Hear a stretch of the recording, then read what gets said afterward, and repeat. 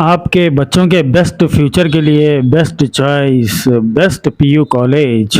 अगर आप अपने बच्चों के लिए नीट, आईआईटी, जेईई, केसेट का ड्रीम देख रहे हैं और उनके फ्यूचर को बेस्ट और स्ट्रांग बनाना चाहते हैं तो बच्चों का एडमिशन करवाइए best PU college of science and commerce Raichur में, opposite agriculture university, gate 2, Lingsugur road, Raichur.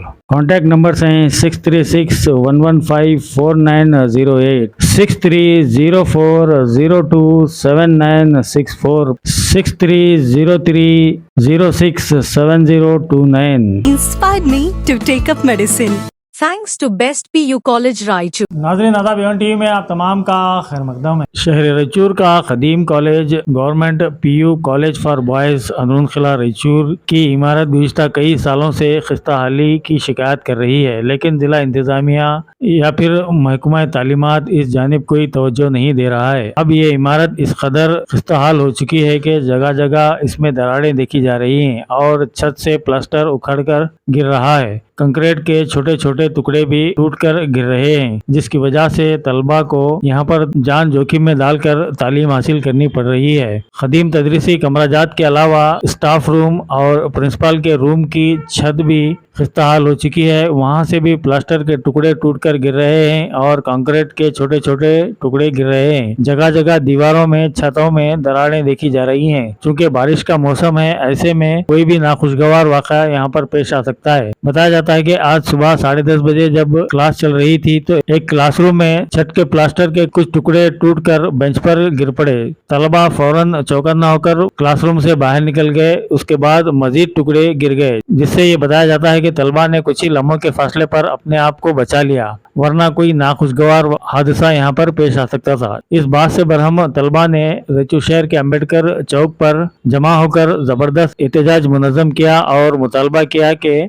उनके कॉलेज की फौरन मरम्मत कराई जाए, साथ ही साथ नए तदरीसी कमराजात भी बनाए जाएं। बताया जाता है कि रायचूर तहसीलदार ने भी कॉलेज का दौरा किया और कमरों की खस्ता हाली को देखा। इस मौके पर उन्होंने पीडब्ल्यूडी इंजीनियर्स को भी हिदायत दी कि इस सिलसिले में फौरन कार्रवाई की जाए। उम्मीद की जा रही है कि जल्द अज जल्द इस कॉलेज की मरम्मत और नए तदरीसी कमराजात की तामीर अमल में लाई जाएगी। नाज़रीन आदाब, आप देख रहे हैं एवन टीवी रायचूर में आप तमाम लोगों का खैर मकदम है। नाज़रीन, जैसा कि आप जानते हैं कि इन दिनों काफ़ी स्टूडेंट के प्रॉब्लम्स हर जगह चर्चे में आ रहे हैं। हमारे शहर रायचूर में जो गवर्नमेंट बॉयज़ कॉलेज है, जो अंदरून किले के बिल्कुल करीब है, वहाँ पे आज सुबह में जब बच्चे क्लासरूम में आए तो ऐसा महसूस हुआ कि वो लोग, यानी छत देख सकते हैं आप, ये छत कितना बोसीदा हो चुका है और यहाँ के चकले जो है ना गिर रहे हैं, चकले भी यहाँ गिर रहे हैं, देख सकते हैं आप चकले। और बच्चों को जो है ना सुबह में जब गिरने के बाद कई चोटें आई और बच्चे काफ़ी परेशान हुए। तो ये बच्चे जब वो यहाँ पे क्लास में आएंगे तो उनको अगर कोई जानी नुकसान होगा या कुछ भी होगा तो इसका जिम्मेदार कौन? तो सरकार, गवर्नमेंट जो है ना, जो एजुकेशन के लिए जो काम करती है, ये बिल्कुल नाकारा सरकार है। और ये कुछ भी काम, मतलब खास तौर पे स्टूडेंट के लिए और कॉलेजेस के लिए कुछ भी जो है ना यहाँ पे काम नहीं हो रहा है।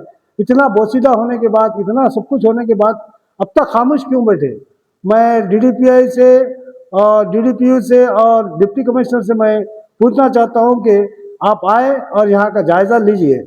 आज सुबह में तमाम स्टूडेंट्स, जो यहाँ के पूरे स्टूडेंट अंबेडकर सर्कल पे एक एहतजाज करे हैं, मैं वहाँ पे भी जाकर आया। ये लड़कों का कहना है कि हम लोग जब सुबह में यहाँ पे आके बैठे तो कहीं से कहीं जो है ना रोजाना जो है ना इधर से चकले गिरते हैं, इधर से गिरते हैं, कहीं बोले जैसे दीवार में देखो दरार आ चुकी है। अगर ये छत अगर कुछ भी बैठ गया या कुछ भी हो गया, बच्चों को अगर जानी नुकसान हुआ तो इसका जिम्मेदार कौन? मैं पूछना चाहता हूँ डिप्टी कमिश्नर से, मैं पूछना चाहता हूँ डीडीपीआई से। तो मैं ये बोलना चाह रहा हूँ कि जल्द से जल्द इस पे एक्शन हो और जल्द से जल्द इसके जिम्मेदार कौन है उनको सस्पेंड किया जाए और जल्द से जल्द इस पर काम किया जाए।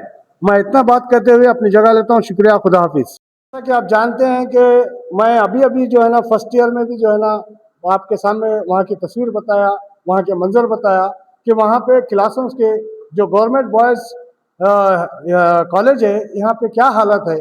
और यहाँ पे जो गरीब बच्चे जो यहाँ पे सरकारी कॉलेज में पढ़ते हैं उनकी हालत क्या है और यहाँ के कॉलेज की हालत क्या है। आप देख सकते हैं ये छत जो है ना काफ़ी बोसीदा हो चुका है। और ख़ास तौर पे यहाँ पे जो सुबह में जब बच्चे आए हैं तो बच्चे 10:30 बजे जब पहली क्लासेस स्टार्ट हो गई तो जब छत से जो है ना चकले जो गिर गए हैं, यहाँ पे तकरीबन 4 बेंच है। 4 बेंच में कम से कम 10 से 12 बच्चे बैठते हैं। अगर इन 12 बच्चों के ऊपर अगर किसी एक या दो बच्चे के ऊपर ये अगर आप जकला देख रहे हैं, अगर ये अगर गिर गया तो अगर बच्चे की हालत अगर कुछ भी हो गई या कुछ भी जानी नुकसान होता या बच्चा जख्मी होता तो इसका जिम्मेदार कौन। मैं ये सरकार से पूछना चाहता हूँ और यहाँ के जिम्मेदारों से पूछना चाहता हूँ, डिप्टी कमिश्नर, डीडीपीआई, जो भी यहाँ के महकमे तालीम के जो भी जिम्मेदार हैं, मैं उन लोगों से पूछना चाहता हूँ कि इतनी बोसीदा होने के बावजूद आप लोग इतना खामोशी की इख्तियार क्यों करें। आप देख सकते हैं यहाँ कितने चकले गिरे हैं और पूरा जो है ना 4 बेंच के ऊपर काफी चकले गिरे हैं, इतने बड़े बड़े चकले। जब ये बच्चों के सरों पर अगर गिर गए तो ये हालत क्या होना, जरा सोच के देखिए आप। और मैं ये पूछना चाहता हूँ यहाँ के जिम्मेदारों से, और मैं यहाँ प्रिंसिपल से भी बात किया हूँ और ये स्टूडेंट जो सुबह में यहाँ पे यही बेंच पे बैठे थे उन्हीं से पूछना चाहता हूँ, बेटा जब तुम सुबह में जब आए क्लास स्टार्ट हुई तो आप यहाँ पे बैठने के बाद ये कितने बजे हुआ?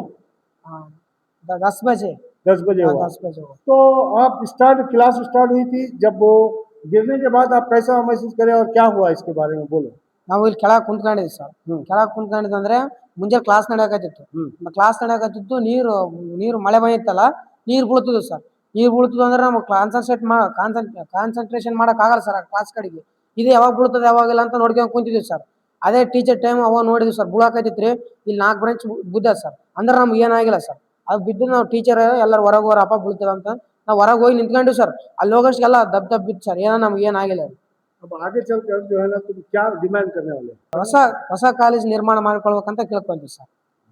देखिए आप जो है ना बच्चे जो उनकी मांग है कि या तो इसको इमीडिएटली अच्छा कराए, उसके बाद एक नए क्लासेस नया कॉलेज एक बनाना चाहिए, ये बच्चों की यही डिमांड है।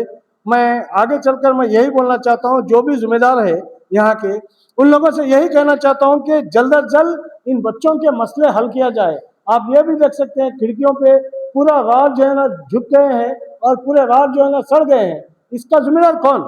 मैं आगे चलकर यही बोलना चाह रहा हूँ कि डिप्टी कमिश्नर हो या डीडीपीआई हो या जो भी महकमे तालीम से जो भी जिम्मेदार है उन लोगों से यही गुजारिश करता हूँ कि इस काम को जल्द अज जल्द हल किया जाए और आने वाले दिनों में एक नई बिल्डिंग तामीर किया जाए।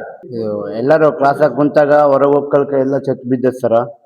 ಅದೇ ನಾವು ಸೆಕೆಂಡ್ ಇಯರ್ ಕಾಮರ್ಸ್ 50 ಮೆಂಬರ್ಸ್ ಕುಂತಿರ್ತೀವಿ ಇಲ್ಲಿ, ಆದರೂ ಒಂದು ಸೈಡ್ ಬಿದ್ದದ, ಇನ್ನೊಂದು ಸೈಡ್ ಬೀಳೋದು ಅಂತ ನಮ್ಗೆ ಏನು ಗೊತ್ತಿಲ್ಲ। ಒಂದು ಸೈಡ್ ಬಿದ್ದರೆ ಮತ್ತೆ ಯಾರನ್ನ ಪ್ರಾಣಗಳು ಹೋದ್ರೆ ನಮ್ಮದು ಜವಾಬ್ದಾರಿ ಹೆಂಗಾಗ್ತದ? ಸರ್ಕಾರ ಇದಕ್ಕೆಲ್ಲ ಜವಾಬ್ದಾರಿ ತಗೋಬೇಕು।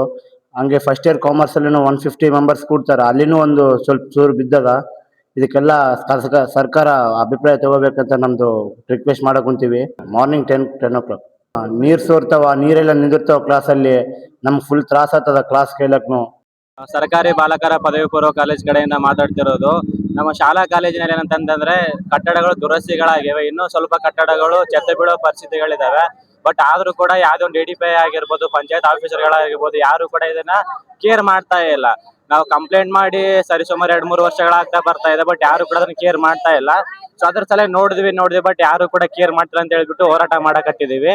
ಸೊ ನಮ್ಮ ಮನವಿ ಏನಂತಂದ್ರೆ ನಾವೇನು ಕೂಡ ಹೋರಾಟ ಎದಕ್ ಮಾಡಕತ್ತೀವಿ ಅಂತಂದ್ರೆ, ಸೊ ಫಸ್ಟ್ ಆಫ್ ಆಲ್ ನೀವೇನ್ ಮಾಡ್ಬೇಕಲ್ಲಿ ಕಟ್ಟಡಗಳು ಬಂದ್ಬಿಟ್ಟೆಲ್ಲ ದುರಸ್ತಿಗೊಳಗಾಗ್ಯಾವ। ಮಳೆ ಬಂತು ಅಂತಂದ್ರೆ ಯಾವಾಗ ಬೀಳುತ್ತವೆ ಬೀಳೋದು ಗೊತ್ತಿಲ್ಲ, ಅರ್ಥ ಆಯ್ತಾ? ಅದು ಸೋರಾಕತ್ತೇವ, ಮತ್ತೆ ಶೌಚಾಲಯಗಳು ಕರೆಕ್ಟ್ ಇಲ್ಲ, ಮತ್ತೆ ಕಟ್ಟಡಗಳು ಕರೆಕ್ಟ್ ಇಲ್ಲ। ಅದ್ರ ಸಲ ನೀವೇನ್ ಮಾಡ್ಬೇಕಂತಂದ್ರೆ ಸ್ವಲ್ಪ ದುರಸ್ತಿನ ಕರೆಕ್ಟಾಗಿ ಮಾಡಿಸ್ಕೊಟ್ರಿ ಅಂತಂದ್ರೆ ಚೆನ್ನಾಗಿರ್ತದ। ನಮಸ್ತೆ। ಎಲ್ಲರಿಗೂ ನಮಸ್ಕಾರ। ಇವತ್ತು ರಾಯಚೂರು ನಗರದಲ್ಲಿರುವಂಥ ಸರ್ಕಾರಿ ಬಾಲಕರ ಪದವಿ ಪೂರ್ವ ಕಾಲೇಜಿನಲ್ಲಿ ಏನು ಇಷ್ಟು ಮಳೆ ಬಂದಿದ್ದರಿಂದ ಒಂದು ಬಿಲ್ಡಿಂಗ್ ಛತ್ತು ಬಿದ್ದಿತ್ತು ಅಂತ ನಮಗೆ ಗಮನಕ್ಕೆ ಬಂತು। ನಾವು ಗಮನಕ್ಕೆ ಬಂದ ವಿಷಯನ ಇದು ತಕ್ಷಣ ಮಾನ್ಯ ಜಿಲ್ಲಾಧಿಕಾರಿಗಳು ಬಂದಾಗ ಮಾನ್ಯ ಜಿಲ್ಲಾಧಿಕಾರಿಗಳ ನಿರ್ದೇಶನದಂತೆ ನಾನು ಇವತ್ತು ಈ ಕಾಲೇಜಿಗೆ ಬಂದು ವಿಸಿಟ್ ಮಾಡಿ ಈ ಕಾಲೇಜಿನ ತರಗತಿ ಕೋಣೆಗಳು ಮತ್ತು ಕಚೇರಿಯ ಬಿಲ್ಡಿಂಗ್ಗಳನ್ನು ನೋಡಿದಾಗ ಮೇಲ್ಛಾವಣಿಗಳನ್ನು ಉಟ್ಕೊಂಡು ಬೀಳುವಂಥ ಸ್ಥಿತಿಯಲ್ಲಿದೆ। ಎಲ್ಲ ತರಗತಿಯ ಕಾಲೇಜುಗಳು ತರಗತಿಯ ಕೋಣೆಗಳು ಕೂಡ ಬೀಳುವಂಥ ಸ್ಥಿತಿ ಇದೆ। ಶೌಚಾಲಯ ಆಗಲಿ ಹೊರಗಾಗಲಿ ಬಿಲ್ಡಿಂಗ್ ತುಂಬ ಹಳೆಯದಾದ ಮೇಲ್ನೋಟಕ್ಕೆ ಕಂಡು ಬರ್ತಾ ಇದೆ। ಈ ಬಿಲ್ಡಿಂಗಿನ ಸ್ಥಿತಿಗತಿ ಕುರಿತು ಒಂದು ಸಮಗ್ರವಾಗಿ ಪರಿಶೀಲಿಸಿದ್ರೆ ಈಗಾಗಲೇ ನಾನು ಲೋಕೋಪಿ ಇಲಾಖೆಯ ಇಂಜಿನಿಯರ್ಗಳನ್ನು ಮಾತಾಡ್ತೀನಿ. ತಕ್ಷಣ ಇಂಜಿನಿಯರ್ಗಳು ಬರ್ತಾರೆ, ಬಂದು ಈ ಬಿಲ್ಡಿಂಗ್ ಸ್ಥಿತಿಗತಿ ಬಗ್ಗೆ ವರದಿ ಕೊಡ್ತಾರೆ. ಈ ನೈಜ ವರದಿಯನ್ನು ಮಾನ್ಯ ಜಿಲ್ಲಾಧಿಕಾರಿಗಳ ಮೇಡಮ್ ಅವರ ಗಮನಕ್ಕಂತೂ ಈಗಾಗಲೇ ಜಿಲ್ಲಾಧಿಕಾರಿಗಳ ಮೇಡಮ್ ಅವರು ಅದಕ್ಕೆ ಸೂಕ್ತ ವ್ಯವಸ್ಥೆ ಮಾಡ್ತೀನಿ ಅಂತ ಹೇಳಿದ್ದಾರೆ.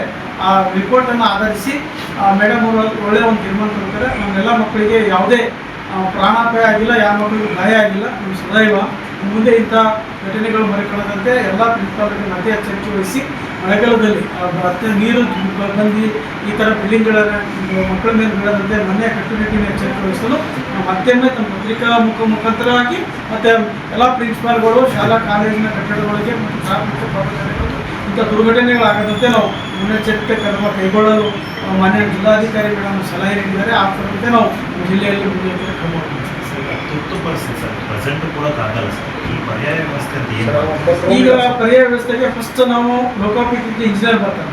ಈ ಇಂಜಿನಿಯರ್ನ ಯಾವಾಗ ಬಿಲ್ಡಿಂಗ್ ಕಟ್ಟಿದೆ, ಯಾವ ಏಜೆನ್ಸಿ ಕಟ್ಟಿದೆ, ಆನಂತರ ಇದು ಗುಣಮಟ್ಟ ಏನು, ಅಥವಾ ಇನ್ನು ಈ ತಕ್ಷಣ ಮಳೆ ಬಂದು ಬೀಳ್ತದೋ ಅಥವಾ ಬೀಳೋದಿಲ್ಲೋ ಅಥವಾ ತಾತ್ಕಾಲಿಕ ವ್ಯವಸ್ಥೆ ವರದಿ ಕೊಡ್ತಾರೆ. ಆ ಟೆಕ್ನಿಕಲ್, ಆ ತಾಂತ್ರಿಕ ವರದಿ ಬೇಸ್ ಮೇಲೆ ಮಾನ್ಯ ಜಿಲ್ಲಾಧಿಕಾರಿಗಳು ಮೇಡಮ್ ಅವರು ಮುಂದಿನ ಕ್ರಮ ಕೈಗೊಳ್ಳುತ್ತಾರೆ. ಈ ಹಿಂದೆನೂ ಇದು ಗಮನಕ್ಕೆ ತಂದಿದ್ದೀವಿ ಸರ್, ಜಿಲ್ಲಾಡಳಿತ ಗಮನಕ್ಕೆ ತಂದಿದೆ ಸರ್. ಇದ್ರೆ ಶೀತ ವ್ಯವಸ್ಥೆ ಇದೆ ಅಂತ ಬಟ್ ಆದರೂ ಏನು ಕ್ರಮ ವಹಿಸಿದ್ದೀವಿ ನೋಡೋಣ. ಹಿಂದಿನ ಮನವಿ ತಾವು ಹೇಳಿದ್ರಿ ಅಂತ ಇನ್ನು ಮನವಿ ಕೊಟ್ಟಿಲ್ಲ ಪ್ರಿನ್ಸಿಪಾಲ್ ಹೇಳಿದ್ರು. ಆ ಮನವಿಯನ್ನು ಪರಿಶೀಲನೆ ಮಾಡ್ತೀವಿ.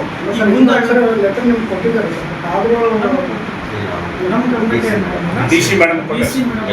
ನೋಡೋಣ. ಏನಾದರೂ ಒಟ್ಟೆ ಮುಂದೆ ಈಗ ನಮ್ಮ ಕಾಲೇಜು, ನಮ್ಮ ಸರ್ಕಾರಿ ಶಾಲಾ ಕಾಲೇಜಿಗೆ ಬರುವಂಥ ಮಕ್ಕಳು ಎಲ್ಲ ಬಡವತನದಿಂದ ಇರುವಂಥ ಮಕ್ಕಳಿದ್ರೆ ಅವ್ರಿಗೆ ಒಳ್ಳೆ ಶಿಕ್ಷಣ ಸಿಗಬೇಕು, ಒಳ್ಳೆ ಮೂಲಭೂತ ಸೌಕರ್ಯ ಸಿಗಬೇಕು, ಒಳ್ಳೆ ಬಿಲ್ಡಿಂಗ್ನಲ್ಲಿ ಅವ್ರು ಕಲಿಬೇಕು ಅನ್ನುವಂಥ ಉದ್ದೇಶ ಸರ್ಕಾರದಿದೆ.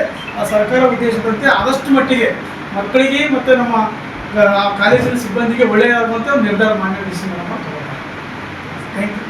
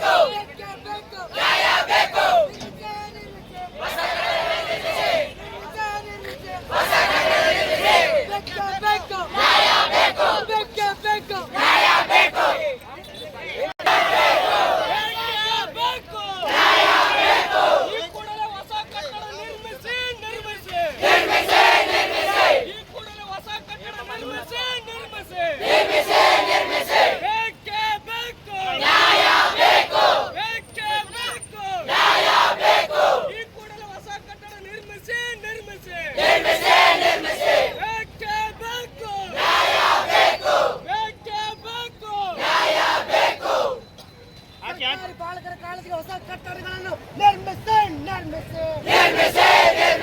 ಸರ್ಕಾರಿ ಬಾಲಕರ ಕಾಲೇಜಿಗೆ ಹೊಸ ಕಟ್ಟಡಗಳನ್ನು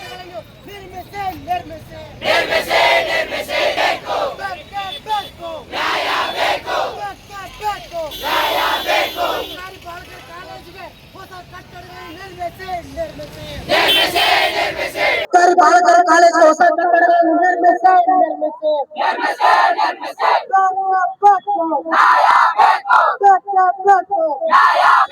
ಸರ್ಕಾರಿ ಬಾಲಕರ ಕಾಲೇಜನ್ನು ಉಳಿಸಿರೇ ಸರ್ಕಾರಿ ಬಾಲಕರ ಕಾಲೇಜನ್ನು ಉಳಿಸಿರೇ ಸಾರ್ವಜನಿಕ ಶಿಕ್ಷಣವನ್ನು ಉಳಿಸಿರೇ ವಿದ್ಯಾರ್ಥಿ ಹೋರಾಟ ಚುನಾಯಿಸುವಾಗ